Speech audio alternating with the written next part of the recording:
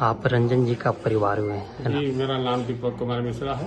मेरा भतीजा मनीष रंजन जी का 22 तारीख को 2:44 पर जो पहलगामा में जो हत्या हुई है, उससे सरकार की व्यवस्थाएं में कमी थी। उस समय फौज की व्यवस्था नहीं थी। हमारे घर के परमिशन में मारा गया। उसका कल दिन में उसका काम क्रिया भी अपने सब परिवार से लोग मिले। हमारे परिवार हल्दार से सब कुछ काम क्रिया किए। सरकार जो व्यवस्था अब कर रही है, ऐसा व्यवस्था पहले से ही होना चाहिए। ऐसी अब व्यवस्था जो सरकार कर रही है उससे हम संतुष्ट हैं। हम चाह रहे हैं कि हमारी व्यवस्था माने सरकार ऐसी कड़ी से कड़ी रखे कि आतंकवाद को हमारे जड़ से उखाड़ सके और आइंदा आगे से किसी के घर के कोई व्यक्ति को आतंकवाद मार न सके।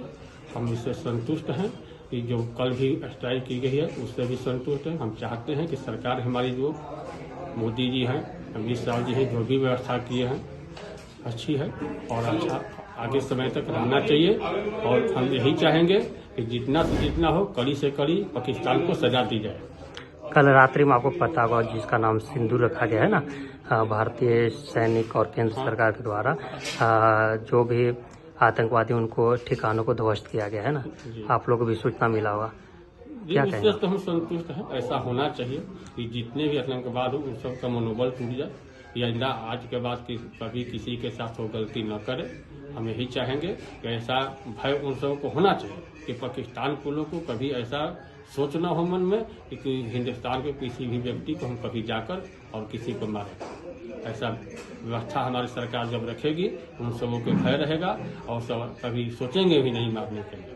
ऐसा होना चाहिए। और जो सरकार कल की है स्ट्राइक अच्छी है, उससे संतुष्ट। आपको पता होगा रात में है ना, भारत सैनिक के द्वारा सिंदूर जिसका नाम दिया गया है ना, आप क्या कहेंगे? बहुत अच्छा लगा सुनकर। जैसे हम लोग सुबह में जगह न्यूज चैनल पर देखे कि एयर स्ट्राइक किया गया है पाकिस्तान के ऊपर, ये अच्छा लगा और इसी तरह से कार्रवाई होनी भी चाहिए। एयर स्ट्राइक लगातार जारी रखनी चाहिए। जैसे कि पाकिस्तान आतंकवाद को पोसता है, पालता है, आतंक के आड़ाओं पे इसी तरह से एयर स्ट्राइक होना चाहिए ताकि आगे चल के हिम्मत न हो पाकिस्तान की ताकि भारत के ऊपर एयर स्ट्राइक करे, कभी भी इस तरह से हमला करे। एयर स्ट्राइक जारी रहना चाहिए भारत का।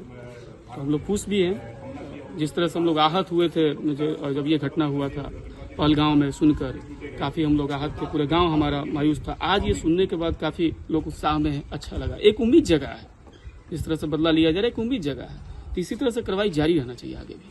हम लोग यही चाहेंगे, लोग यही केंद्र से अपील भी करेंगे, माननीय प्रधानमंत्री जी से भी यही आग्रह होगा कि बदला इसी तरह से जारी रहना चाहिए और ताकि पाकिस्तान के पूरे आतंक का आड़ाएं जो भी है सबका विध्वंस कर दिया जाए। रंजन जी का यही पैतृक गाँव है ना? पैतृक गाँव यही है।